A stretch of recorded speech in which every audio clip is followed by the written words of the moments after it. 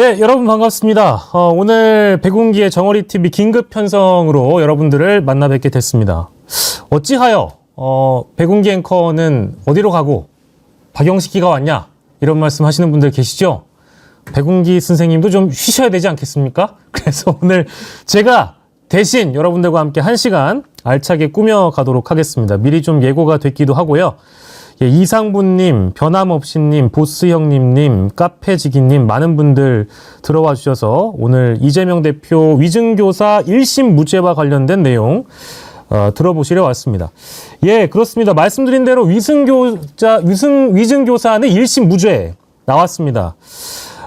법원의 상식적인 판결이라고 보는 분들 지금 많이 계신 것 같은데요. 애초에 기소하기가 좀 어려웠던 내용이라고 제 개인적으로는 판단을 하고 있습니다.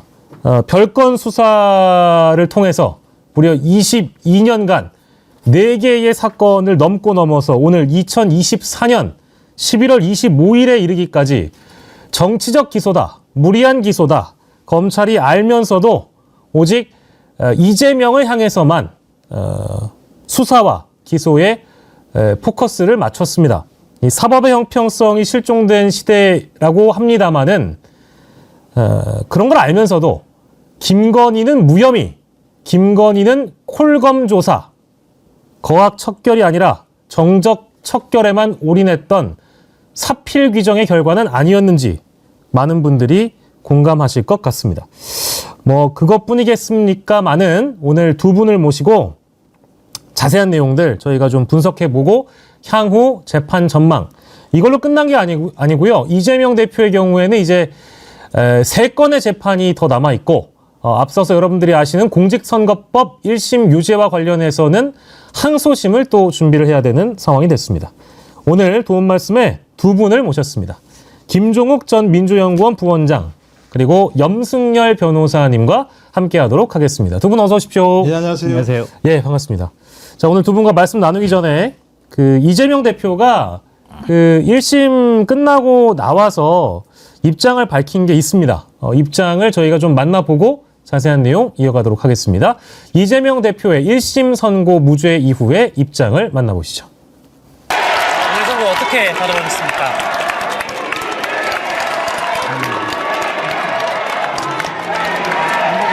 진실과 정의를 되찾아준 재판부에 감사드립니다. 그 과정이 참으로 어렵고 길긴 하지만 창의 일속이라고 제가 겪는 어려움이야 큰 바닷속의 좁쌀 한 개 정도에 불과하지 않겠습니까? 우리 국민들께서 겪는 어려움, 그 고통에 비하면 참으로 제가 겪는 어려움은 미미하다 이렇게 생각합니다. 앞으로도 우리 국민들의 더 나은 삶을 위해서 최선을 다하겠다는 말씀드리면서 이제 정치가 이렇게 서로 죽이고 밟는 것이 아니라 서로 공존하고 함께 가는 그런 정치면 좋겠습니다. 죽이는 정치보다 이제 사람을 살리는 정치를 합시다. 이렇게 정부 여당에 말하고 싶습니다. 네, 고맙습니다. 네, 남은 재판이 3개. 예, 이재명 대표의 입장을 봤습니다. 창해 일속이다. 넓고 큰 바다에 좁쌀 한 알이다. 뭐 자신이 겪는 고통이라는 게 매우 하찮고 적은 것이다. 라는 그런 언급을 했는데요. 뭐 요 내용에 대한 어떤 해설은 잠시 뒤에 함께 하도록 하고요. 자, 일단 우리 김종욱 부원장님과 염승열 변호사께 오늘 재판 이 선고 내용을 글쎄요, 두 분은 좀 미리 예상을 하셨는지 좀 궁금한 게요. 왜냐하면 오늘 뭐 조간신문을 보든 뭐 그동안의 예상을 보더라도 각 전문가들이나 정치 쪽에 계신 분들이나 뭐 이제 법 쪽에 계신 분들이나 무죄를 예상하시는 분들이 굉장히 좀 적거든요. 사실 그렇거든요. 그래서 좀 예상 외의 판결이다 이런 시각이 많습니다. 뭐 당연히 이제 지지하시는 분들 입장에서는 너무 당연한 판결이다 이런 말씀 주십니다만은 실제 뭐 이를 둘러싼 언론은 대부분 뭐 이제 중용 아니겠는가 이런 선고 이런 예상을 하던데 두 분은 좀 예상하셨습니까? 우리 김종욱 박사님부터. 저 예상 못했어요. 전혀 예상 못하셨습니다. 근데 이유는 뭐냐면 이재명 변호사 측이나 이재명 당대표 얘기하는 건 뭐냐 위증도 없고 예. 교사도 없고 예. 고의도 없었다. 사법 라고, 살인이다. 네, 판단을 했었던 건데 이미 이제 공직선거법에서 사법부의 판결을 보면 우리가 상식적으로 생각하는 것과 다른 방식의 그러니까 주로 이 검찰의 어떤 수사 내용들만을 선택적으로 수용을 해서 판결을 내리는 모습들을 보면서 그리고 또 유진교사 사건 같은 경우는 대체적으로 저는 잘 모르겠습니다만 그 보수적인 패널에 나오는 변호사분들 같은 경우는 야 이건 대부분 유죄 아니 무죄인데 네. 이건 유죄야라는 식 그래서 자 우리가 봤을 때는 이제 이재명 당대표 끝났어라는 얘기들을 사석에서 아니 방송 네. 앞 뒤에서 얘기를 했기 때문에 아니 어떻게 그런 일이 벌어지나 했었어요. 근데 오늘 결론을 보면서 야 이 사필 규정이라는 통속적인 말을 이럴 때 쓰는 거구나. 그래서 예. 우리가 너무 예를 들면 법의 원칙이라고 하는 부분들의 전문성에만 갇혀 있었지 상식적 문제를 놓친 게 꽤 많았구나. 역시 사법부도 상식적 판단이라는 근거 위에서 움직일 수밖에 없다는 생각이 들어서요. 이제 좀 고민스러운 건 저번 재판부는 뭐고 이번 재판부는 뭐지 이런 고민을 있죠. 독립된 재판부니까. 독립돼 있다고 하더라도 예. 사법부의 판결 자체가 국민적 동의를 얻기 어렵다고 판단이 들었을 때 이 사법부에 대한 신뢰 가치 저번과 이번이 달랐을 때 국민들은 무엇을 믿어야 되는가라고 하는 또 근본적인 고민이 있는 거잖아요. 예. 근데 뭐 이번 판결은 제가 볼 땐 그냥 기쁘게 예.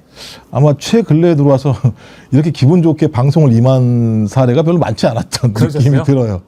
비록 예상은 조금 어렵다 하셨더라도 오늘 판결에 대해서는 대체적으로 동의한다는 말씀으로 듣도록 하겠습니다. 우리 변호사님은 어떻습니까? 연 변호사님께서는 솔직하게 우리 김종욱 박사님이 이제 이실직고를 하셨으니까 우리 연 변호사님은 어떻게 생각하셨어요? 처음에는 이게 쉽지 않은 재판이다 이렇게 생각하셨습니까? 어떠셨습니까? 물론 쉽지 않은 재판인 거는 처음부터 그리고 앞으로도 이 사건에 대해서도 항소심에 가서도 여전히 긴장을 늦추면 안 되는 사건이라고 생각합니다. 다만 그 질문의 답을 제가 이렇게 드리겠습니다. 제가 증인을 대동할 수도 있고요. 주말 내내 고민했었고 저는 초반부터 사실은 이상하다. 이건 무죄, 내가 판사는 무죄인데 이게 왜 모든 언론이나 많은 분들이 더 결과를 부정적으로 예측하고 계실까? 나만 왜 소수 의견일까라는 생각을 사실은 했었습니다. 그 이유는 지금 차차 조금 이따가 말씀드리겠습니다만 형사법의 제1 원칙인 합리적인 의심을 넘어설 수 있는 정도로 유죄가 확인되지 않는 한 무죄이거든요. 뭘 잘못했다, 뭘 위반했다, 제대로 말하지 않았다라는 것으로 단순하게 유죄를 때릴 수도 없는 겁니다. 특히나 이 위증 교사 사건에서는 그것이 더 좀 복잡하기 때문에 저는 쉽게 얘기하면 세 가지 요소가 있습니다. 세 가지를 다 맞추어야 유죄가 되는 사건이거든요. 이 사건이. 판결 내용은 적어도 세 가지 중에 두 가지 이상은 유죄가 아니다. 판결이거든요. 같은 이유로 저는 무죄가 날 수밖에 없다라고 생각을 했었습니다. 그러셨군요. 그래서 두 가지로 기쁩니다. 제 생각에 맞았다는 게 기쁘고요. 당연한 결과라서 더더욱 기쁩니다. 그렇군요. 저는 좀 반성을 하겠습니다. 저는 사실 금고형 이하가 되지 않을까라는 생각을 했는데 대법원 양형 기준에 따르면 이제 위증교사의 경우에는 6개월에서 1년 6개월로 이제 표시가 되어 있는 걸로 알고 있습니다. 그러다 보니까 이게 완벽한 무죄가 아니면 중형이 내려질 수도 있겠다. 이제 이런 양분된 시각들이 있는데 그럼 내가 잘못 보고 있는 걸까? 금고형 이하가 될 것 같긴 한데 법리적으로는 내가 뭘 잘 모르는구나.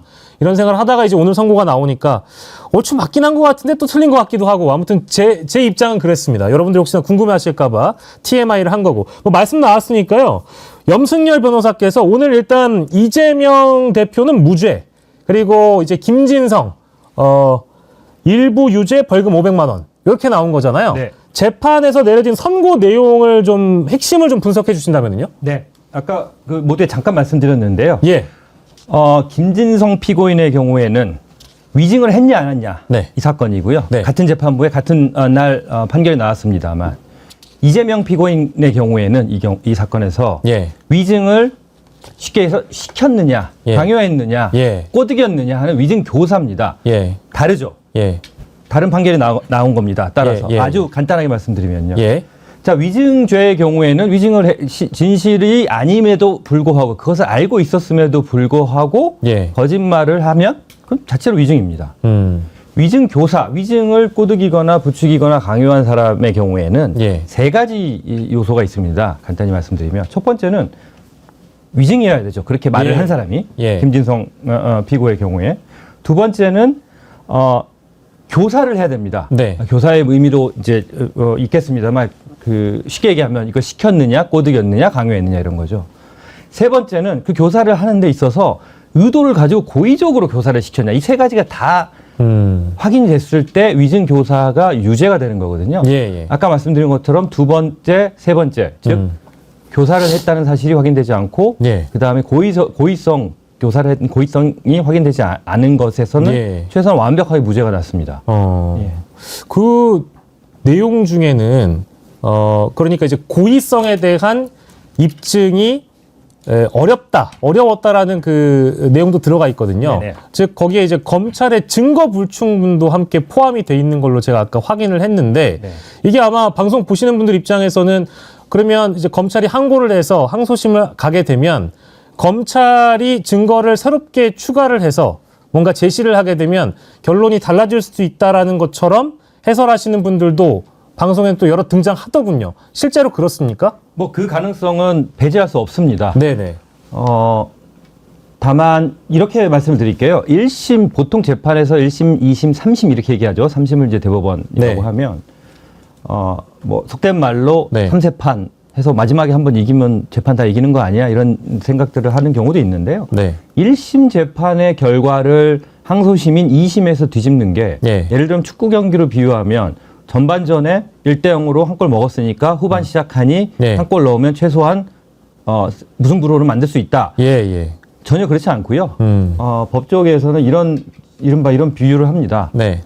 1심에서 진 사건을 항소심에서 뒤집는 것은 예. 후반 5분 네. 내지는 후반 인저리 타임, 네. 추가 시간이라고 하죠. 예. 그때 1대0으로 지고 있는 상황에서 동점골 터뜨리는 예. 그런 정도의 비유를 하거든요. 예. 그만큼 항소심에 가서 일반 사건의 통계적으로 봤을 때 네. 뒤집히는 게 그렇게 많지 않다라는 걸 일단 말씀드리고요. 두 예. 번째는 이 사건이 가지고 있는 중요성이나 네. 국민적 관심도나 예. 검찰 그다음에 법원에서의 어떤 그 위상으로 봤을 때 네. 1심에서 필요한 증거, 증인, 사실관계에 대한 확인은 뭐 재판을 지금 13개월 해서 1심 선고가 예. 단신이 나왔죠. 거의 다 모든 것들을 검찰 측이든 변호인 측이든 모든 것을 총력전으로 다 쏟아부은 재판으로 보는 게 합리적인 평가일 것 같고요. 예. 따라서 다음 재판인 항소심 2심에서 새로운 증거, 새로운 증인 것들이 나올 가능성을 높게 보는 것은 합리적인 예. 예측은 아닌 것 같습니다. 예. 그러니까 이게 아까 제가 초반에 말씀드렸습니다만 2002년에 있었던 사건에 이어서 지금 무려 22년간 4가지 사건이 다 이렇게 연관이 돼 있고 결부가 돼 있는 건데 그렇게 따진다면은 지금 새로운 증거가 추가될 게 뭐 대단한 게 있겠느냐. 이런 생각이 또 들기도 하고 기본적으로 별건 수사라는 측면에서는 뭐 공소 기각이 됐어야 되는 거 아니냐 이런 의견도 있더라고요. 그러니까 이제 2개 재판이 있는 거죠. 그러니까 공직선거법 재판이 있었고 지금 이제 유진교사가 있는데 예. 유진교사 핵심적인 내용은 이재명 당대표와 김진성 간의 통화 녹취 내용이에요. 그렇죠. 그걸 풀로 다 들었단 말이에요. 네. 그럼 그 외에 별도로 이재명 당대표가 김진성 씨에게 또 다른 통화를 했거나 아니면 또 제3의 인물을 통해서 위증을 조사해달라고 얘기했다는 것이 드러나지 않는다면 예. 전 이것을 넘어가기가 되게 어렵다. 또 더 아시겠습니다. 판결문 내용을 보니까 대부분 통상적인 상식 또는 그다음에 소위 피고인인 이재명 당대표의 방어권 측면에서 충분히 문제가 없다라고 얘기하는 내용들이 쭉 나오거든요. 이게 있기 때문에 저는 2심에서 뭐 알 수 없습니다. 제가 볼 땐 1심 판사를 보면 알 수 없습니다만 여간 예. 통상적인 측면에서는 더 이상 나올 만한 증거가 없다면 2심도 이것을 넘기긴 어려울 거라는 생각이 분명히 들고 예. 또 김진성 씨의 위증을 일부는 인정하면서도 연관이 없다라고 이미 얘기를 했었기 때문에 이재명 당대표에 대해서는 예. 근데 이제 공직선거법은 좀 다른 측면들이 있죠. 왜냐하면 소위 공식적인 문건들이 계속 나왔음에도 불구하고 문건 같은 경우 그러니까 국토부나 아니면 대통령실에서 문건이 나왔습니다. 그 문건 같은 경우를 갖다가 재판부에서 채택을 안 한 측면들이 분명히 있기 때문에 거기에서는 또 다른 증거들을 얘기할 수 있을지 모르겠습니다만 예. 이거는 제가 볼 때는 녹취를 30% 다 깠는데 예. 그 외에 뭐가 있으면 제가 볼 때 검찰이 그렇게 압수수색하고 다 두드러 깠는데 또 다른 증거를 제출하지 않았을까? 1심에서 1심이 가장 중요한 거 아니겠습니까? 결론적으로 1심에서 우리가 검찰은 제가 볼 때는 완전히 과도한 정치적 수사를 했고 탈탈 털었고 김진성 씨는 갑자기 자기의 진술을 바꿨고 이런 내용이 나왔었기 때문에 1심에서 승리할 정도의 내용을 검찰이 확보하지 못했다면 예. 앞으로 확보할 수 있는 방법 딱 하나죠. 김성태 씨처럼 예. 소위 진술 세미나를 통해서 새로운 것들을 만들어내는 것 외에는 방법이 없지 않을까 이런 생각이 들어요. 네. 뭐 실제 검찰이 항고한다고 하더라도 항소심에 가서 쉽지는 않을 것이다. 이제 두 분 말씀 그렇게 좀 좁혀 보고요. 사실은 이게 그 김진성 씨가 작년에 수사를 받는 과정에서 굉장히 한 3건 정도가 자신의 사법 리스크가 걸려 있었던 내용을 가지고 검찰의 조사를 받았는데 본인의 경우에는 불기소 처분을 받거나, 그러니까 무혐의가 되거나 기소하지 않는 상황에서 자신의 휴대전화에서 이재명 대표와 녹취록이 등장하니까 과거에는 본인이 위증인 걸 몰랐다가 검찰이 이제 여러 어떤 자료들을 제출하고 이걸 보여주니까 위증이었다라고 진술을 바꿔버린 거 아니겠어요? 이렇게 되면 일종의 플리바게닝 아니냐. 그러니까 즉 김진성과 또 다른 인물의 경우에는 공범으로 묶여있는 사건이 있는데 이 공범의 경우에는 기소를 하고 김진성은 기소하지 않는 상황에서 위증이라는 진술을 얻어냈다라고 한다면 플리바게닝은 변호사님 불법 아니에요? 우리나라에서는 불법입니다. 근데 만약에 검찰이 회유로 인해서 김진성 씨가 위증이 아닌 것을 위증이라고 답했다면 이것도 문제되는 거 아닙니까? 이 위증이라는 것에 대해서 조금 뭐 저를 포함하여 오해 내지는 쉽게 혼동하기 쉬운 게 내가 말하는 것이 사실에 부합하지 않는 것 소위 말해 팩트가 아니다. 이게 위증은 아니거든요. 네. 예를 들어 1 더하기 1을 나는 3이라고 진짜로 믿었거나 네. 이게 3이 아니라는 거를 2라는 걸 알면서 3이라고 진술을 했다면 그 정도에 이르러야지 이게 위증이 되는 겁니다. 법의 네, 입장에서. 네. 김진성 씨가 예를 들면 이게 지금 제가 알기로 2002년에 검사 사칭 예. 사건이 있었었고 그다음에 2018년에 이재명 당시 경기도지사 후보 시절에 TV 토론에서 나온 사실을 가지고 이제 뭐 허위사실 유포 이렇게 나왔었고 그것이 네. 이제 2020년에 판결에서 대법원에서 무죄가 나왔고 네. 그 무죄를 받는 과정에서 증인인 김진성으로 하여금 위증을 하게 만들었다고 해서 네. 2023년에 또 기소를 한 이게 네. 한 22년에 걸친 계속 연결된 사건입니다. 예. 그 와중에 오늘 이제 판결문에도 나오지만 김진성 씨가 어떤 시기에 예를 들어 뭐 22년 동안에 가장 과거에 아주 오랜 시절 그 시절 예.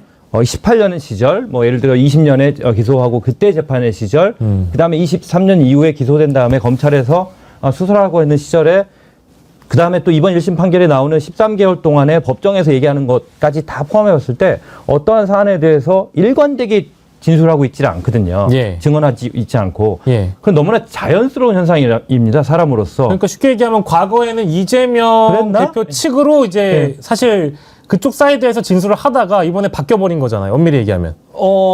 결과론적으로 그렇게 그렇죠. 표출될 수 있는데 사람의 기억이라는 게 어떤 사안에 대해서 조금씩 바뀌고 예. 표현이라는 것도 바뀌고 하는 거기 때문에 완벽히 일치하지 않습니다.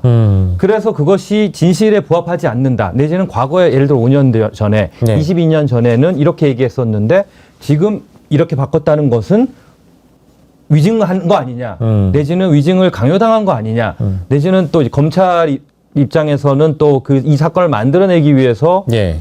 그렇게 또 유도한 거 아니냐라는 그런 주장들이 다 있을 수 있는데요. 예. 그거 하나하나 맞다 틀리다를 따지는 게 이 재판부의 일이 아니라는 거죠, 제 말씀은. 예. 그래서 이제 앵커님 질문에 다시 돌아가서 예. 검찰 측에서 그러면 그러한 의도를 가지고 당신이 과거에 이렇게 얘기했는데 지금은 이런 부분이 있으면 그게 위증이 아니었냐. 예. 그리고 이재명 대표에게 녹취록에서 들려주시지 그렇게 교사당한 거 아니냐라고 유도했을 가능성은 너무나 많죠. 지금 이재명 대표에 대한 재판 사법 리스크를 유도한 이 검찰의 지금까지 한 2년 3년여간의 행태를 보면 예. 너무나 그거는 자명합니다만 제가 말하고 싶은 포인트는 그 어떤 것도 이 위증 사건에서 이걸 유죄를 두고 유무죄를 판단하는 데 있어서 법의 관점에서 봤을 때는 관련이 없다라는 말씀을 좀 전 드리고 싶어서 지금 얘기가 좀 길어졌습니다. 예.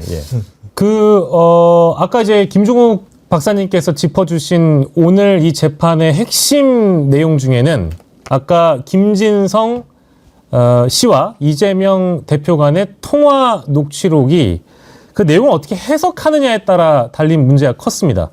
고의성이 있냐 없냐 이 대목인데 그래도 한번 저희가 준비한 내용은 다시 들어보고 여러분들의 평가를 듣도록 하겠습니다. 함께 만나보시죠. 주로 내가 타겟이었던 거. 그냥 있는 대로 막 어차피 세월은 다 지났잖아요. 이게 지금 매우 정치적인 좀 배경이 있던 사건이었다는 점들을 좀 얘기를 해주면 도움이 될까요? 너무 오래돼서 기억도 사실 크게 기억도 잘 안 납니다. 사실 안 나는데 어떤 취지로 저기를 해야 되는지를 한번. 네네. 내가 변론 요지서를 하나 보내드릴게요. 예. 지금 이제 녹취록 내용을 제가 좀 들어봤는데요.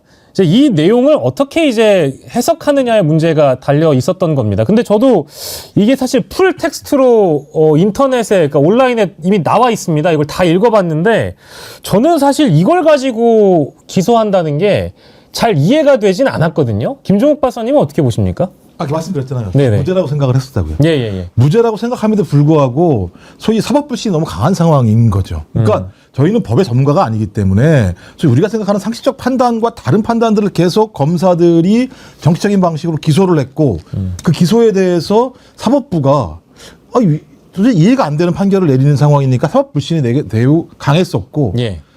저기 박균택 의원이 뭐라고 얘기했냐면 검사 출신이잖아요. 예. 나는 아무리 판결문을 쓰고 싶어도 이 판결문과 관련해서 공소장과 관련해서 유죄로 쓸 방법이 별로 없다라고 얘기할 정도의 상황이었어요. 근데 검찰은 그걸 유죄라고 공소장을 만들어서 보낸 거잖아요. 그걸 가지고 오랜 동안 재판부에서 기를 가지고 계속 재판을 진행해 왔던 거잖아요. 예. 저는 그럼 재판부에서 이 부분과 관련해서 뭔가 내용이 나올 줄 알았어요. 야, 니네들은 어떻게 이따위를 갖다가 올려가지고 나보고 재판을 하라고 그러냐?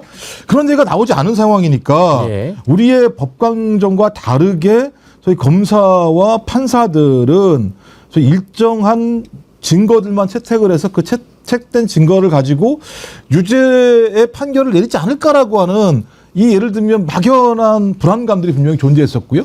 하지만 이 상황 앞에 걸 보면 예. 말씀하신 것처럼 내용을 들어봐도 야 이게 위증을 교사한 거라고 얘기하면 우리는 아무런 대화도 못 나누겠다. 아니 적어도 내가 재판을 하는데 어떤 증인에게 뭐 요청할 수가 있잖아요. 내가 이러저런 재판을 하는데 나와서 증인을 해 주십시오. 전 그 얘기 딱 하는 순간 말을 못 할 것 같아요. 증인으로만 나와주세요. 그다음에 어떻게 할까요? 저 말 못합니다.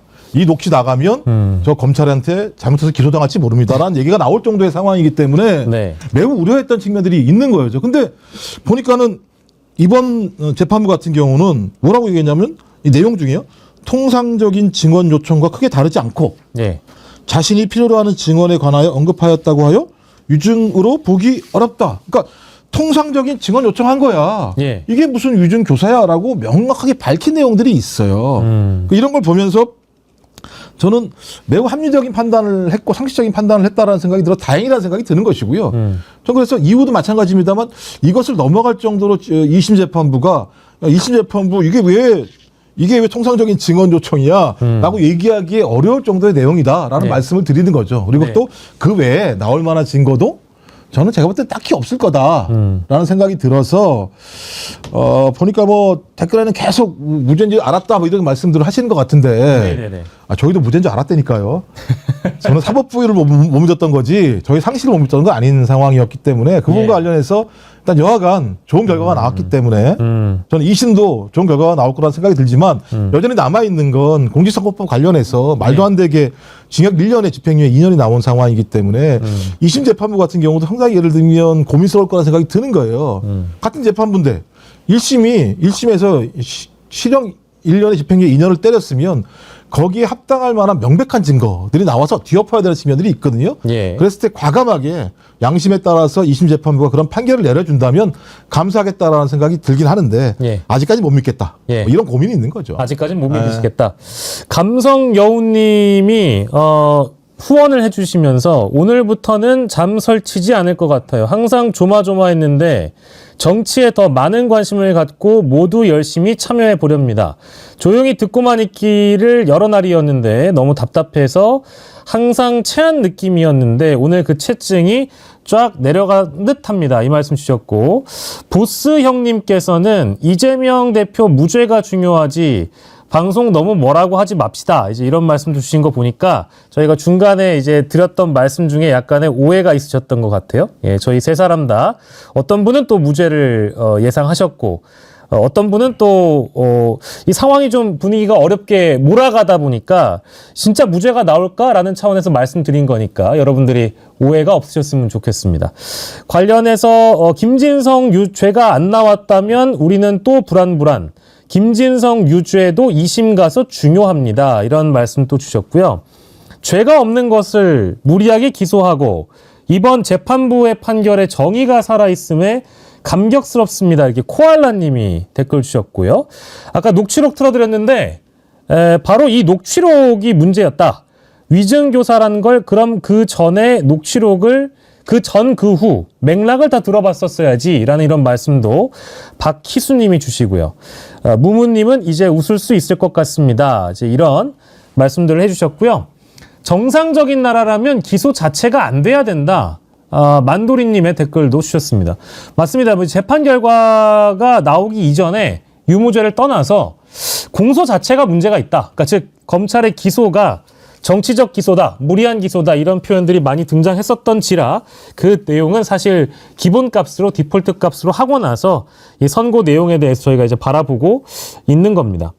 근데 아까 이제 저희가 본질적으로 들어가 보면 그 지난주에 있었던 공직선거법 1심 결과와 오늘의 결과가 참 뭐랄까 상반되는 결과로 받아들여지는 결론이기도 해서 이게 저도 방금 전에 방송 마치고 왔는데 지난주에는 사법부는 문을 닫아야 된다라고 얘기를 하다가도 오늘 또 이 판결은 어떤 분들에게는 사법부가 최후의 보루로 느껴지기도 하고요. 오히려 반대의 또 해석을 하시는 분들도 많을 것 같습니다. 그러니까 이게 사법부는 우리가 도대체 어떻게 받아들여야 되는 건가 이런 혼란을 갖고 계신 분들도 덜어 있을 거 아니겠어요? 변호사님은 법조인이시니까 저의 우문에 현답을 주실 것 같습니다. 앵커님 아까 조금 전에 이미 답을 주셨고요. 예. 현답을 알고 계십니다. 하나 더 말씀드리고 싶은 것은 이 재판 오늘 선고 난 다음에 홍준표 대구시장이 아주 적절한 말을 저는 했다고 생각합니다. 뭐라고 했습니까? 판사에 목매어야 하는 검사 정치 그만해라. 라는 이제 코멘트를 했다고 하는데요. 이 기소가 돼서는 안 되는 뭐 해외 토픽감이라고 제가 얘기하고 싶은데요. 기소가 돼서는 안 되는 사건을 만들어서 기소를 한 이 검찰이 정말 잘못한 거고요. 다행히도 그것을 1심 재판부 이 유진교사 재판부에서 오늘 저는 아까 이제 저 부원장님께서 이게 잘못됐다면 잘못했다라고 판결문에 속 시원하게 써줬으면 하고 봤는데 그런 표현은 없는 것 같다는 말씀하셨는데 예. 뭐 판사들이 그렇게 쓰지는 않습니다. 제가 판결문을 다 보진 않았지만 오늘 이제 설명 자료 나온 걸 보면 명확하게 그렇게 판단한 겁니다. 법조인으로 보면 이건 말이 안 되는 기소이기 때문에 위증교사는 무죄다라고 명확하게 저는 판결을 했다고 생각하고 예. 따라서 모두에 말씀하신 것처럼 사표 규정이라는 말이 저는 너무나 와닿고요. 기소가 안 됐어야 되는 사건이다. 예. 지지난주죠 벌써 공직선거법상 허위사실 유포 못지않게 기소가 돼서는 절대 안 될 특히나 다른 나라 서구의 눈으로 보면 대선 후보가 말을 하는 와중에 예. 그것이 정확하지 않은 부분이 있었던 것을 가지고 이렇게 수사를 하고 판결을 내리고 그걸 인해서 잠재적으로는 국민의 압도적인 지지를 받고 있는 후보가 선거에 나갈 수 없는 상황까지도 올 수 있는 판결 결과 1심에 나왔는데요. 재판부마다 조금 다른 성향을 가질 수 있고 예. 주어진 제가 이제 변호인의 한 명으로서 활동하지 않았기 때문에 네. 정확하게 알 수는 없겠습니다만 이런 생각은 합니다.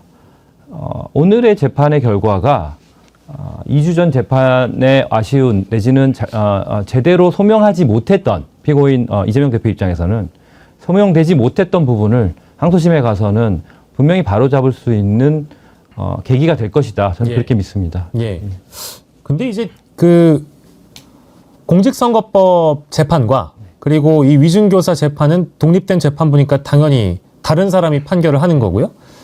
다만 이 향후에 있을 이재명 대표의 재판이라는 게 뭐 대장동 건, 백현동 건, 성남 FC 건, 뭐 이제 수원지법에 걸려 있는 쌍방울 건인가요? 이제 그런 것까지 포함하면 이제 3개의 재판이 지금 남아 있단 말이죠. 물론 다 독립돼 있지만 어떤 재판의 어떤 흐름이라는 측면에서 봤을 때 지금 이제 이재명 대표는 지난주에 비해서는 당연히 기사회생이라는 표현이 맞는 것 같고요. 앞으로 있을 재판에 어떤 영향을 줄지도 저희가 보긴 해야 될 것 같습니다. 근데 쉽지 않은 내용들이긴 합니다. 어쨌든 뭐 법리적으로 좀 복잡하고 그리고 증인들도 다수 있기 때문에 재판 일정 자체가 또 지연될 수도 있고 상당히 오랜 기간이 걸릴 수 있는 재판이라고들 예상을 하던데요. 김종욱 교수님께서는 어떻게 좀 보고 계십니까? 대체적으로 그 보수적인 패널에 계신 변호사분들 같은 경우는 저희가 계속 강조를 하긴 하는데 네, 이 나머지 재판에 대해서 신경 안 쓰세요. 네. 왜냐하면 대선 전에 판결 안 날 거라고 판단하시는 것 같아요. 아. 이 부분과 관련해서. 왜냐하면 너무나 많은 사람들을 불러서 하나하나 들어봐야 되는 상황이기 때문에 소위 양측이 요구하고 있는 증인들을 하나하나 불러서 사실 확인이 안 되면 안 되는 거라 생각이 들고 또 기본적으로 이미 지금 대장동 사건이나 쌍방울 사건이라는 증거 문제와 관련해서 대중적으로 다 깨진 분들이 꽤 많아요. 다 아시겠습니다만 소위 그 김성태 회장의 연어 예. 회, 이 카드 사용된 내용들 다 나왔지요. 그 다음에 저희 필리핀 마닐라에서 돈을 줬다고 하는데 돈을 받은 사람이 나타난 증거가 없는 상황, 이런 여러 가지 내용들을 보면 저는 이후 재판 관련해서는 제 생각에는 소위 검찰이 요구한 대로 재판부의 판결이 나오기 어려울 거라 생각이 들고요. 저는 앞에 부분인데 예.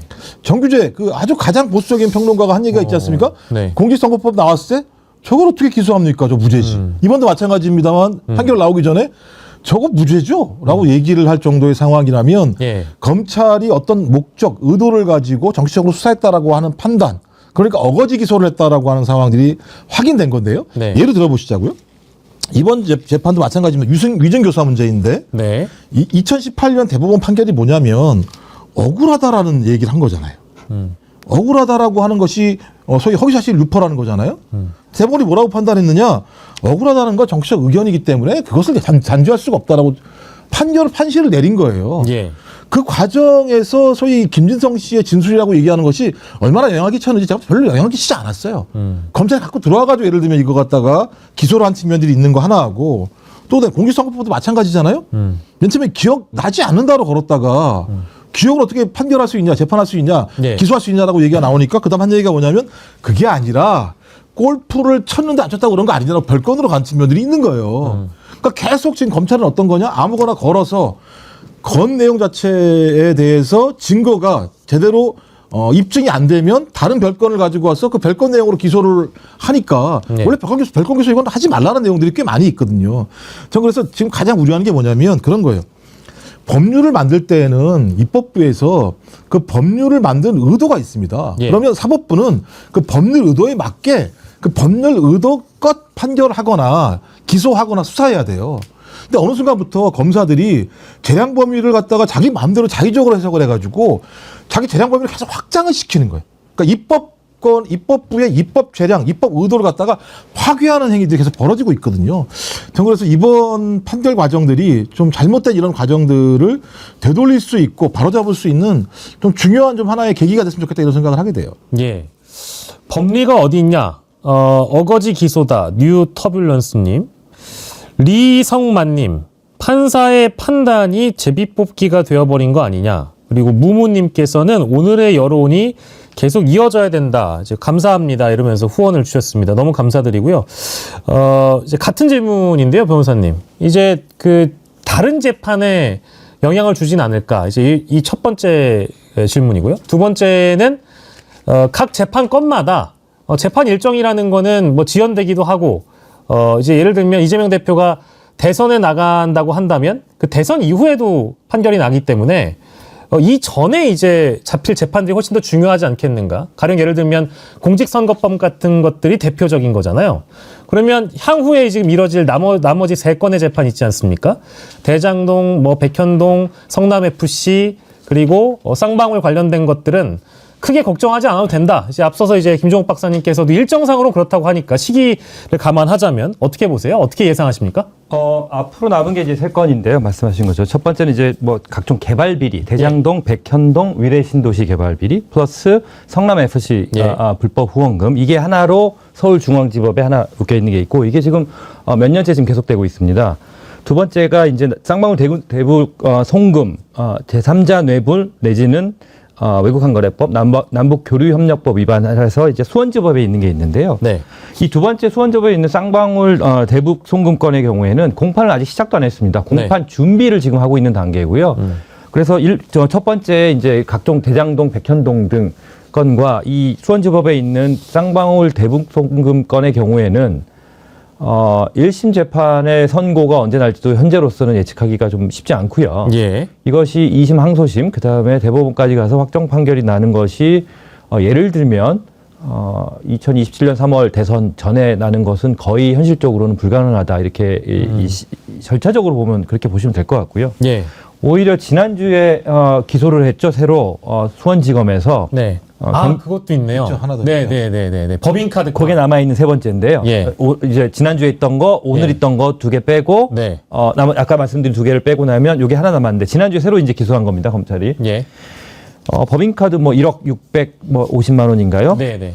요거는 사안이 사실관계나 증인이나 증거나 이런 것들이 그렇게 통상에 비추어 보면 복잡하지 않을 것 같거든요. 예. 요 경우에는 조금 더 오히려 이미 오래전에 시작했던 대장동이나 예. 쌍방울 대불소금보다는 절차적으로는 좀 빨리 진행될 수는 있다. 예. 그렇게 좀 말씀을 드릴 수 있겠습니다. 예. 하나 사례만 들면 네. 그 기억나세요? 빠루 사건?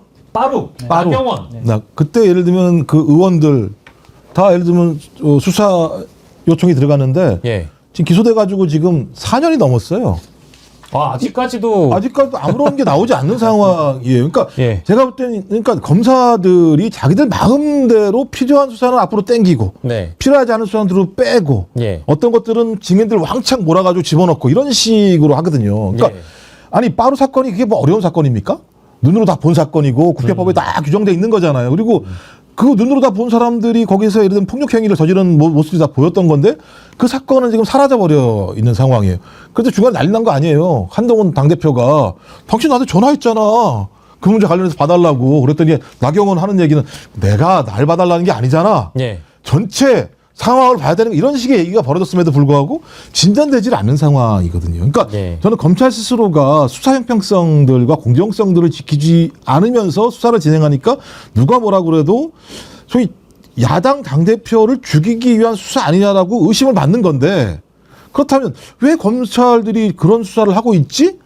여야가 항상 바뀌는 건데 여야는 바뀌는 거니까 검찰이 그래야 될 이유가 없잖아. 그러니까 저는 용산의 해명수사라는 얘기를 하더라도 예. 그걸 아니라고 얘기하기 어렵다라는 거예요. 그러니까 검찰 스스로가 부탁인데 예. 아니 부탁하면 안 되겠다. 뭐 그 사람들 안 되는 사람들이니까 뭐 또 예. 이런 얘기하면 댓글에다가 왜 이렇게 라이브 하세요? 그걸 믿으십니까? 이렇게 얘기할까 봐. 예. 안 믿겠습니다. 예. 사실은 공직선거법 재판이 지금 상황에서는 가장 중요하게 여겨질 것 같습니다. 두 분 말씀을 종합해 보니까 나머지 사건들에 대한 어떤 걱정과 우려를 지금 당장 하기보다는 지난주에 내려졌었던 공직선거법 1심이 예상 외의 판결이라는 시각들이 뭐 어느 진영을 막론하고 다 있기 때문에 그 내용을 잠시 뒤에 짚어보기로 하고요. 저는 오늘 그 정어리 TV 오면서 가장 궁금했던 게요. 이거는 이제 변호사님께 드릴 질문으로는 부적합해서 박사님, 지금 이 순간에 저 한참 얘기했는데 또 저보고 아니 말씀하세요. 이 순간에 네.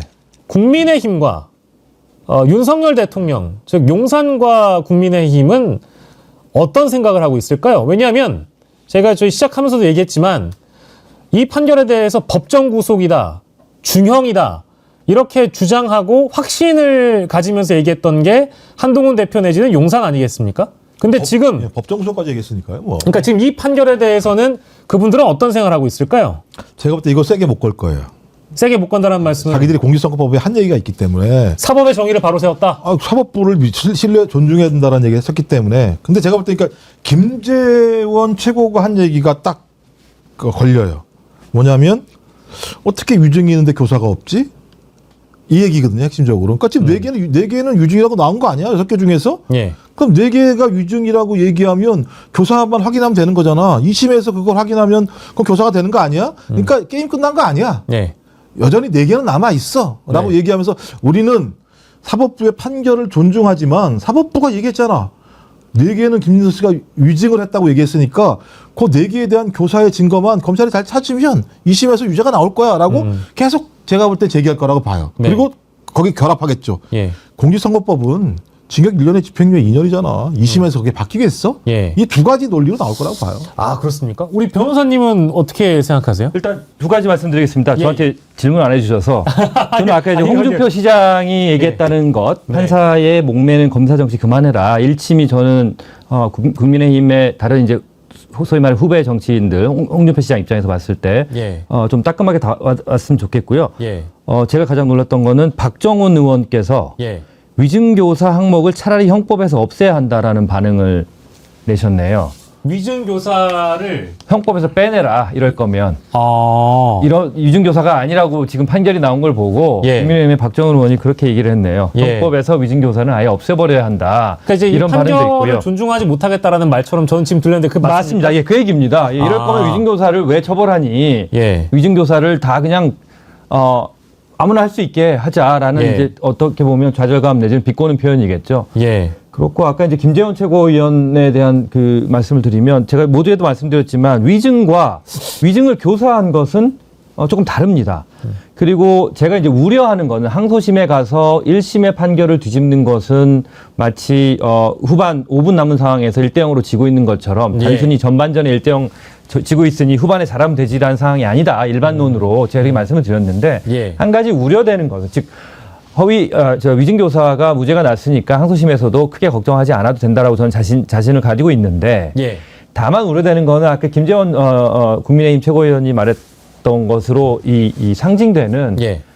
여전히 대한민국의 어떻게 보면 기득권 과거의 사고에 사로잡혀 있는 법조인들의 시각이 있습니다. 위증을 했다는 사람이 있고 그것을 자백했고 그래서 유죄가 난, 즉 김지성 씨가 오늘 유죄가 났잖아요. 예. 일부입니다만. 그런데 그것을 부탁했던 위증 교사범한테 무죄가 나는 게 단순히 정략적으로 공격을 하는 게 아니라 예. 이를테면 선회해서 생각하더라도 예. 독해가 안 될 수도 있어요. 이분들한테는. 근데 저는 사실 그 점 때문에 이 사건은 들여다보면 들여다볼수록 무죄일 수밖에 없다라고 그 예측을 했다고 말씀을 드렸잖아요. 예. 이 법조인의 눈으로 봤을 때 세 가지 요건이 다 구성됐을 때 유죄인 건데 하나만 성립하지 않아도 당연히 무죄가 난다는 건 어떻게 보면 1 더하기 1이라는 산수하고 비슷한 겁니다. 예. 이것을 이해하지 못하는 일부 이제 조금 보수 예. 내지는 이런 분들의 시각이 지금 2024년에 대한민국에서도 설마 작동할까봐 예. 그 부분이 우려될 뿐 항소심에 가도 당연히 이거는 저는 재판부가 잘 판단을 할 거라고 믿고요. 예. 하나만 더 부연 설명하면 예. 같은 심정으로 같은 법조인의 마인드로 공직선거법에서 허위사실 유포한 부분도 항소심에서 성실하고 꼼꼼하게 잘 소명을 하고 변호를 하게 되면 예. 같은 결과가 나오지 않을까라고 저는 예측을 해봅니다. 예. 너무 걱정 안 해도 될 것 같습니다. 예. 아니 그리고 허위사실 유포 같은 경우는 우리나라만 너무 세게 처벌을 해요. 예컨대 미국에는 처벌 안 해요. 공직선거법으로 처벌하지 않습니다. 공직선거법 자체가 없고요. 그러니까 왜냐하면 정당에서 정치적인 쟁투를 벌이는 건 민주주의 핵심이거든요. 토론을 하는 거잖아요. 기본 민주주의는 그러니까 국회라는 게 뭐 한 겁니까? 소위 국민의 대리인들이 들어와서 국민들의 요구 사항들을 갑론을 박으면서 막 싸우는 거잖아요. 그 과정에서 얘기가 나오는 걸 그냥 특정하게 있는 예를 들면 무슨 뭐 국감이나 이런 때에서만 면책특권을 면책특권을 인정해 준다라고 얘기하면 그때만 그냥 이상한 거 갖고서 막 얘기를 해버리잖아요. 그러니까 일상적으로 민주주의 사회에서 소위 정당 내 또는 국회 내부의 토론들은 예. 폭넓게 해석을 하고 사법부가 정당의 자율적인 활동들에 개입해 들어오지 말아야 된다. 이렇게 좀 판단하는 게 앞으로도 저는 공직선거법 개정의 핵심적인 내용이어야 될 거라는 생각이 들고요. 예. 그다음에 다른 거 말씀하셔야 되나요? 아니요, 하셔도 됩니다. 아니 판결문 제가 내용을 하나만 더 읽어드리려고 그래요. 네. 이재명 당대표가 설명하고 변론 요지서를 제공한 부분과 관련해서 네. 재판부가 얘기한 거예요. 상식에 반하는 것도 아니고 공직선거법 위반 사건의 피고인으로서 행사할 수 있는 방어권의 정도를 벗어났다고 보기 어렵다라고 얘기한 거예요. 그러니까 이 얘기는 뭐냐면 교사가 아니란 얘기예요. 그러니까 위증을 했건 안 했건 상관없이 그 정도의 통화 내용들을 가지고 이걸 교사라고 얘기할 수 없다라고 얘기했기 때문에 예. 여기에 고의성이 있을 거라고 상상할 수가 없는 측면이 분명히 있는 거죠. 그렇다면 성립이 안 되는 거죠. 그 변호사님 말씀하셨던 것처럼. 그래서 예. 고민하지 않으셔도 될 것 같다는 느낌이 많이 듭니다. 이 예. 말씀드리려고 했습니다. 지금 여러 건의 기소와 살인적인 재판 일정이라고들 표현을 하잖아요.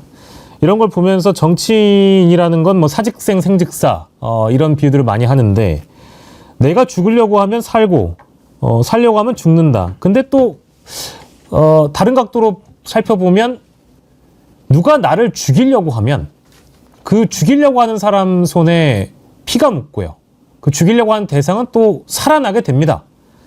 뭐 멀리 가지 않아도 최근에 트럼프의 사례가 그렇습니다. 그리고 최근에 브라질에 있는 룰라 대통령의 사례도 그렇기 때문에 뭐 아까 이제 두 분 말씀대로 사필 규정이라는 표현이 맞을 수도 있고 분위기로 보면 또 기사회생이 맞을 수도 있고요. 뭐 어떤 표현을 하건 간에 오늘 그 여권 입장에서는 정부 여당 입장에서는 굉장히 좀 썩 좋은 분위기는 아닐 것 같은데요. 한동훈 대표의 페이스북을 보니까 그런 분위기가 읽혀지는 것 같습니다. 자, 한동훈 대표가 이런 얘기를 했네요.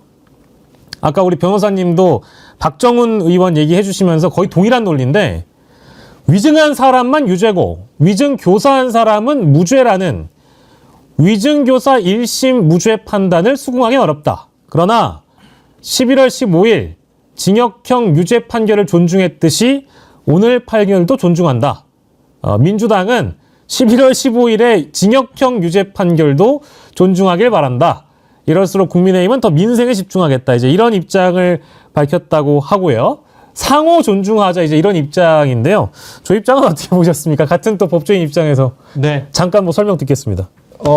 한동훈 대표가 저도 페이스북을 좀 보고 있었는데요.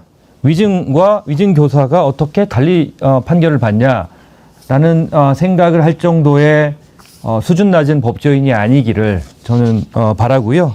또 하나 1월 15일에 공직선거법상 허위사실 유포로 유죄 판결이 난 부분에 대해서 존중하길 바란다는 표현에 대해서도 존중하기 솔직히 어렵습니다. 제가 가지고 있는 어떤 법적 지식이나 예. 이런 것으로 봤을 때는 존중하기는 대단히 어렵습니다. 다만 그럼에도 불구하고 저는 민주당과 이재명 대표에게 이런 말씀을 꼭 드리고 싶어요. 네. 걱정하지 않으셔도 된다. 네. 전화위복의 계기가 분명히 될 것이고 공직선거법 항소심에서도 분명히 이것을 전화위복의 계기로 만들 수 있다라고 저는 믿는 법조인 한 명입니다. 예. 이게 사실 그 사법부에서 어떤 결정이 나오든 항상 존중해야 된다라는 생각에 저는 사실 부동의합니다. 동의하지 않고요. 물론 판결이 나오면 이 재판을 받는 사람들 입장에서는 그 판결 결론에 따라서 강제로 귀속될 수밖에 없는 운명에 처하기도 하죠. 근데 다만 우리가 재판부의 판결에 항상 동의하고 그렇다고 해서 항상 또 반대할 수 없는 노릇이니 각자의 의견에 따라서 뭐 오늘 저기 용해인 기본소득당 대표가 입장을 밝힌 걸 보고 굉장히 공감을 많이 했습니다. 잘못된 판결은 잘못했다. 잘된 판결은 잘했다라고 평가할 수 있는 게 우리 시민들의 권리이자 또 의무이기도 하다. 사법부 자체를 존중하는 것은 행정부와 입법부를 존중하는 것 크게 다르지 않은 민주시민의 권리이다. 이런 말씀을 좀 드리고 싶고요. 우리가 제일 중요한 건 이제 앞으로의 전망일 텐데, 아까 우리 공직선거법 1심이 이제 항소심으로 나아갈 거니까, 그 대목에 대해서 이제 어느 정도의 이제 감형이 이루어질 것인가, 또 어떤 결론으로 또 바뀌게 될 것인가, 이런 것들을 기대하시는 분들이 꽤 많이 있거든요. 근데 그거에 대한 이제 여지, 그리고 예상, 이런 것들을 좀 해봐야 될 것 같습니다. 김종욱 박사께서는 항소심 좀 최대한 좀 일정을 앞당겨가지고 빨리 열리길 기대하는 쪽은 또 정부 여당 쪽인 것 같고요. 과연 바람대로 그렇게 될 수 있을까요? 법률적 판단은 변호사께서 하시는 게 좀 맞을 거라는 생각이, 뭐 어쨌든 뭐 생각이 둘다 들고요. 듣겠습니다. 일단 전 그 이전에 저는 한동훈 당대표는 정신 차려야 돼요. 여당 당대표가요, 재판이 있는 과정에 대해서 소위 법정 구속을 운운하는 건 매우 반인권적 발언입니다. 예를 들면 대한민국 헌법은 인권을 가장 보편적인 기준으로 책정하고 있고 그 기준에 따라서 검찰도 인권적 수사를 해야 되고 재판부도 마찬가지지만 인권을 보장하는 재판을 진행을 해야 되는 상황인데 가장 막강한 권한을 가지고 있다고 얘기할 수 있는 대통령을 제외하고 집권여당 당대표가 저런 얘기를 하는 건 그야말로 진짜 판사를 사법부로 겁박하는 행위에 다름 아니다라는 판단이 들기 때문에 그런 얘기를 하지 말았다는 생각이 들고 또 하나는 저는 사법부의 판결을 존중받아야 된다? 저는 이 말도 존중을 강요하지 말아라라는 말씀을 드리고 싶어요. 효력이 발생했어요 이미. 재판부가 판결을 내리면 효력이 발생했기 때문에 존중하고 말고 할 것도 없어요. 그냥 그거는 예를 들면 인정할 수밖에 없는 측면들이 분명히 있는 겁니다. 우리가 인정을 하되 존중할 이유는 없는 거잖아요. 말씀하신 것처럼 그 판결 자체가 부당하고 증거 채택에서도 부당성이 있다고 얘기한다면 소위 무죄 추정의 원칙에 의해서 계속 문제 제기할 수 있는 겁니다. 그러니까 2심이라는 3심이라는 제도를 두고 있는 거기 때문에 우리 사회가 언제부터 검찰의 주장이 사실인 것처럼 전환돼 버리는 일이 꽤 많이 있어서 그게 좀 저는 좀 마음에 안 들고요. 마음에 안 들고요.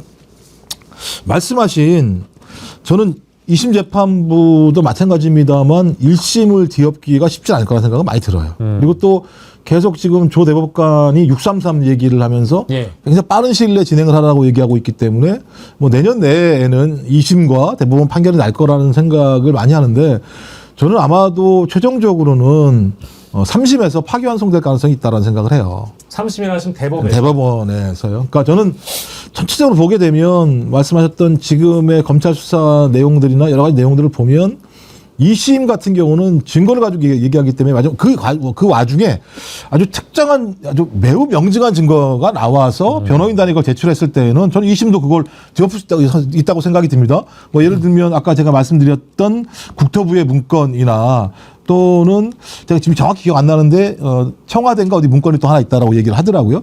그런 문건들이 왔다고 하면 그것들을 협박으로 느낄 수 있는 개연성들이 꽤 있기 때문에 부분과 관련해서는 그럴 수 있다는 생각이 들어서 그런 증거들을 만약에 2심 재판부가 수용한다면 저는 2심 재판에서도 변경할 수 있는 사안이 되기는 하겠습니다만 룰라나 이런 거 쭉 보면 대법원에서 매우 그러니까 법률에 근거하겠습니다만 전체적으로 매우 예를 들면 정무적인 판단하는 경우들이 꽤 있어서 그렇게 진행되지 않을까 생각이 들어요. 그래서 뭐 이재명 당대표에게는 죄송한 얘기입니다만 매우 큰 롤러코스터를 계속 앞으로 탈 것 같다는 느낌이 들긴 합니다. 예, 대법에서 뒤집힐 가능성 예측해 주셨는데 남아있는 건 일단 첫 번째 스텝이 항소심이잖아요.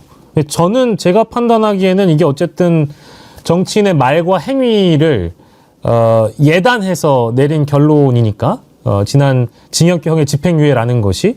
근데 그 당시의 상황을 보면은 뭐랄까 이제 자신의 어떤 시정이랄까? 성남시장으로서 시정을 방어적으로 자신의 어떤 정당성을 주장하기 위해서는 당시 국정감사 현장에서 그렇게 대답할 수밖에 없었다. 이제 이런 시각들이 분명히 있었고 저도 그에 동의하는 것이기 때문에 이 대목에 있어서만큼 항소심에서 좀 뒤집힐 가능성이 없을까? 이런 생각이 좀 드는데요. 변호사님은요? 네, 두 가지로 말씀드리겠습니다. 일단 김 부원장님이 대법원에서 오히려 뒤집힐 가능성을 예측을 하셨는데 저는 상당한 법조인이 아니시지만 이미 법적 마인드를 가지고 계신 것 같습니다. 왜냐하면 잘 아시겠지만 1심과 항소심 2심까지는 사실관계를 가지고 검토를 하고 판단을 합니다. 대법원은 잘 아시는 바처럼 사실관계는 이미 하급심에서 2심까지 판단된 걸 건드리지 않고 사실심과 법률심 이런 얘기 많이 하죠. 그 사실관계를 가지고 제대로 법을 적용했느냐, 해석을 제대로 했느냐만 보는 게 대법원인데요. 이 사건의 특성상 예를 들어 국토부 아까 청와대 문건도 말씀하셨습니다만 이게 협박이냐, 아니면 압박이냐. 그다음에 다시 또 돌아와서 김문기를 알았느냐 몰랐느냐. 물론 1심에서는 뭐 골프를 쳤느냐 안 쳤느냐처럼 해석되다가 나중에 사진을 뭐 조작했냐 안 했냐 이렇게 판단의 근거가 된 것 같은데요. 어떤 인식의 부분. 피고인 이재명 대표가 당시 후보로의 그 토론이나 이런 과정에서 안다 모른다 인식을 가지고 허위사실 그걸 바탕으로 발설된 말을 가지고 허위사실 유포다라고 적용하는 게 맞느냐 안 맞느냐 이런 부분에 있어서는 대법원에서 충분히 심리를 해볼 만한 건이 아닌가라는 생각은 들고요. 두 번째로는 이제 앵커님 질문하신 것에 항소심에 가서의 어떤 가능성. 다시 이 사건의 특히나 이 사건의 특징, 그 다음에 1심 판결에 나온 어떤 판결문의 논거나 이런 것들을 봤을 때 대단히 특이한 판결이라고 저도 동의를 합니다. 그렇기 때문에 그 부분에 대해서 혹시 1심에서 변호인, 피고 이재명 대표 입장에서 이재명 대표를 변호하는 변호인 측에서 그 부분에 대해서 조금 더 보완을 하는 어떤 변론이 이루어질 수 있다면 항소심에서도 통상의 사건이나 통계에 비춰봐서 항소심에서 뒤집는 것이 높지는 않다라고 말씀드렸습니다만 이 사건의 특성상은 오히려 충분히 그것도 가능하지 않을까 하는 생각도 해봅니다. 지금 많은 분들이 뭐 댓글도 주시고 의견도 주시는데 세금 도둑 자바라님은 한가름씨 너나 잘하세요. 그러니까 이제 한동훈 대표를 얘기하는 거죠. 이건 아까 저희 페이스북 보여드리고 나서 했던 댓글이고, 국민의힘은 오늘 닭 쫓던 개 지붕 쳐다보는 격이다. 이런 말씀을 주셨습니다. 그리고 지금 막 한 20분 전에 속보가 들어온 모양이죠. 뭐 이건 너무 당연한 내용인데요. 검찰이 이재명 대표의 위증교사 혐의 사건 1심 무죄 선고에 대해서 항소한다고 밝혔습니다. 뭐 이유는 납득하기 어렵다. 1심 판결에 불복하는 검찰의 입장이고요. 입장문은 이렇게 나왔습니다. 김진성이 이재명의 부탁으로 허위 증언을 했다고 자백을 하고 재판부가 이재명의 교사 행위로 김진성이 위증했다고 판단해 유죄를 인정하면서도 이재명에게 위증교사의 범의가 없다고 보고 무죄를 선고한 것은 법리와 증거관계에 비춰 납득하기 어렵다.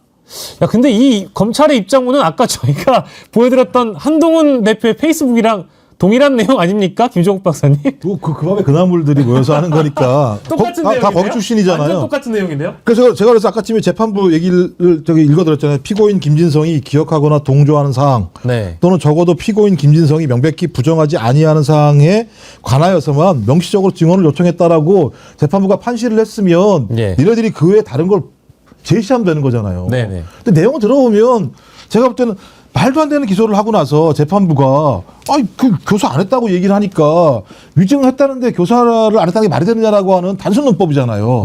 재판부가 그거 몰랐겠어요? 위증이라고 하는 것을 이렇게 6가지 중에서 2개는 4개는 위증이라고 얘기했잖아요. 그럼에도 불구하고 이건 교사가 아니야. 교사에 준할 만한 내용이 아니고 상식적으로 예를 들면 요청할 수 있는 내용이야. 변론 진술서 주는 거 줄 수 있어. 이런 방어권도 행사하지 못하면 어떻게 방어할 수 있어라고 다 얘기한 내용이 나오는데 거기에 대해서 야 어떻게 위증인데 교사를 안 했냐라는 단순 문법은 제가 볼 때는 초등학생이 그 예를 들면 대학생한테 너는 왜 이렇게 공부를 못해? 라고 문제 제기하는 거랑 똑같다는 생각이 드는 거예요. 제가 들어보면.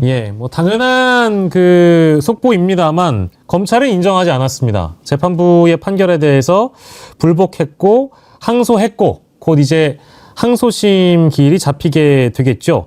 그런데 저희가 이제 오늘 긴 시간 동안 긴 시간 동안 좀 짚어봤습니다만 특히 이 위증교사 사건과 관련돼서는 재판부의 설명 자료를 봤을 때 부동의하기가 어려운 대목들이 많이 있습니다. 저도 전반적으로 다 기존에 갖고 있었던 문제의식을 확인하는 단계였고 이 재판부가 내린 결론에 대해서 대체적으로 다 동의를 하기 때문에 이게 과연 보충할 수 있는 증거라는 게 있을까? 또 새로운 법리라는 게 등장할 수 있을까? 그 대목은 좀 많이 미지수여서 실제 항소심을 간다고 하더라도 이 위증교사건 여러 가지 이재명 대표가 걸려 있었던 재판건들 중에 가장 어려울 거다라고 통상적으로 예상했던 사건이 무죄가 떨어졌기 때문에 이거는 검찰 쪽에서 항소하게 되면 아까 두 분이 말씀해 주신 대로 결론 자체가 검찰이 원하는 결론은 나오지 않을 것 같다는 생각이 좀 드네요. 우리 변호사님 마무리 말씀 좀 듣도록 하겠습니다. 오늘 일단 아까 모두에 말씀드린 것처럼 저는 2가지로 기쁩니다. 제 예상이 너무나 소수 의견이었는데 맞아서 기쁘고요. 당연하게 보고 계신 분들도 마찬가지겠지만 사필 규정의 결과가 나온 것이 기쁩니다. 저는 이걸 계기로 전화회복을 해서 자신감 있게 허위사실 유포 부분, 공직선거법 부분도 충분히 소명을 할 수 있다고 생각하고요. 그래서 앞으로는 올라갈 일만 남았다라고 생각합니다. 예. 올라간다는 표현은 그동안 좀 상황이 내려갔다면 이제부터 네네네. 상황이 올라갈 부분만 분위기가 남았다. 네. 분위기 자체가 네. 좀 더 이재명 대표 쪽에게 유리한 방향으로 흘러가지 않을까. 이건 이제 법리적으로 이제 그런 말씀 주신 거고 이게 사실 뭐 전국 전망이라는 게 어렵습니다. 왜냐하면 이제 아직 사법적으로 일정 자체도 정해지지 않았고 항소심과 다른 재판들도 남아 있는 상황이기 때문에 긴 호흡으로 전국 전망이 참 어려운 상황인데요. 김종욱 박사님, 네. 어떻게 될까요? 일단 전 개인적으로 제가 우려했던 게 해소돼서 기쁘고요. 일단 두 분 다 기뻐하시니까 그러니까 저도 기쁩니다. 예, 우려가 됐던 네. 그러니까 너무 사법부에 대한 신뢰가 떨어졌기 때문에 국민 전체적으로요. 여론조사로 봐도 이게 드러나는 거 하나하고 이제는 진짜 검찰의 수사권 독점 뭐 하여튼 경찰이랑은 좀 양분하고 있습니다만 기소 독점이라고 하는 부분들에 대해서 예.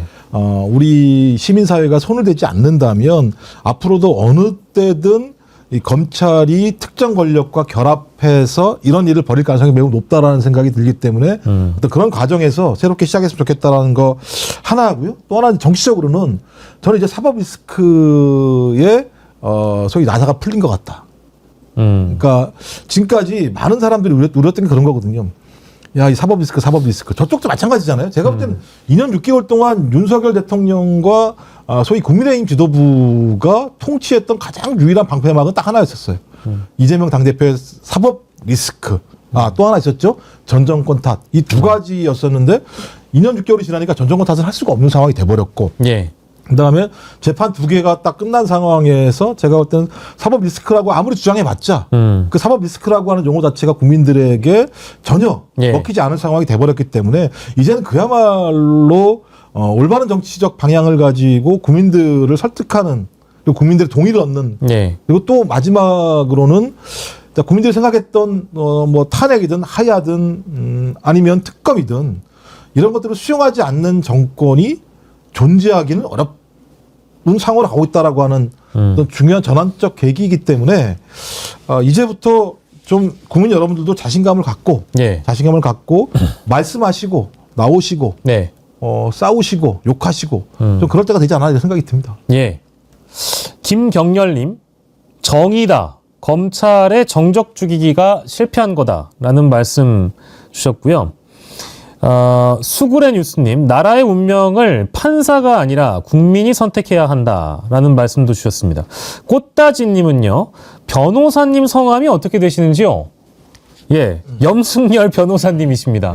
예, 그렇고요. 패널 분들의 논조가 매우 합리적이다. 이상철님께서는 또 좋은 말씀 주셨습니다. 초반에 조금 보시는 분들이 약간의 오해를 하셨던 모양인 것 같아서 다시 한번 정리를 하자면 워낙에 이 대체적으로 언론의 분위기도 그렇고요. 정치권의 분위기도 그러하듯 이재명 대표에 대한 부당한 기소, 저인망식 수사, 정치적 기소, 무리한 기소라는 평가들은 대다수 있어 왔습니다.